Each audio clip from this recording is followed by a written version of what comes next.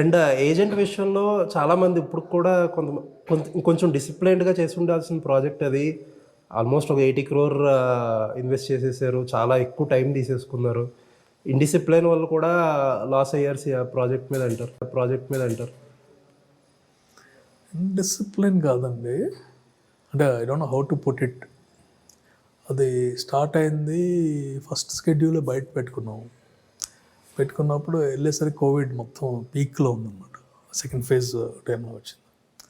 So ఆటోమేటిక్గా cost అంతా waste అయ్యింది. మళ్ళీ చాలా రీషూట్ చేయాల్సి వచ్చి అలా జరిగింది. And one thing as I told, over అంబిషియస్గా చేసిన ప్రాజెక్ట్ అది. ఆ కాంబినేషన్ మీద ఏజెంట్ అనే టైటిల్ ముందు ఇలాంటివన్నీ పెట్టుకున్నాం అనమాట.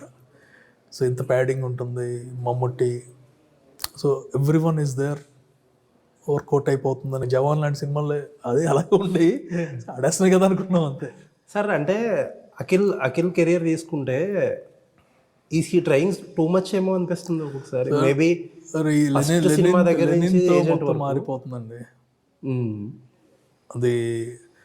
ఏజెంట్కి పాపం he did his 100%. And my only regret in the film field is not giving him a success. Okay, అంటే హీఈస్ ఏ యంగ్ చాప్, ఇప్పుడు he has everything in him to become a success కదా. కానీ చాలా ఎక్కువ ట్రై చేస్తున్నారేమో. ఫస్ట్ సినిమా దగ్గర నుంచి ఇప్పుడు దాకా మీరు ఇప్పుడే అన్నారు ఎక్కువ ఏజెంట్ అనేది పెద్ద టైటిల్ పెట్టేసి. అది కాదు, మేబీ హీ కెన్. అలా కాదు, అదే మంచి సార్. అదే గూఢచారి నేను ఏజెంట్ లాగా తీసుకుంటే సూపర్ హిట్ అయ్యేదండి. మీరు ఒక్కోసారి ఆ యాంగిల్లో చూడండి. గూఢచారి మూవీ అలాంటి సబ్జెక్టు, అలాంటి ట్విస్ట్ ఉన్న సబ్జెక్టు ఏజెంట్ అనే దానిగా తీసి అఖిల్ ఉంటే ఎలా ఉండేది?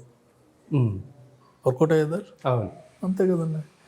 అలా అనుకున్నాం మేము. నేనేమనుకున్నాను, agent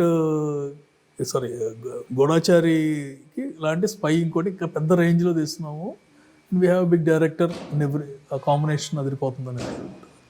somehow the basic subject did not work. అది ఏ స్టేజ్లో రియలైజ్ అయ్యారు sir this is not working? In the beginning కొంచెం కొడతా ఉంది.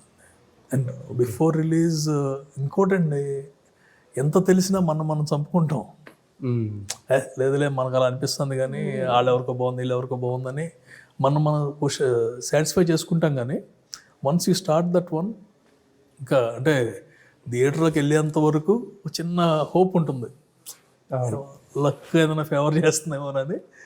బట్ ఇన్ జనరల్ మనకు ముందే తెలుస్తుంది. Sir if you are given a chance, బ్యాక్కి వెళ్ళి ఆపి అసలు let's sit and discuss what we are doing అనే ఇది ఉండొచ్చు అంటారా?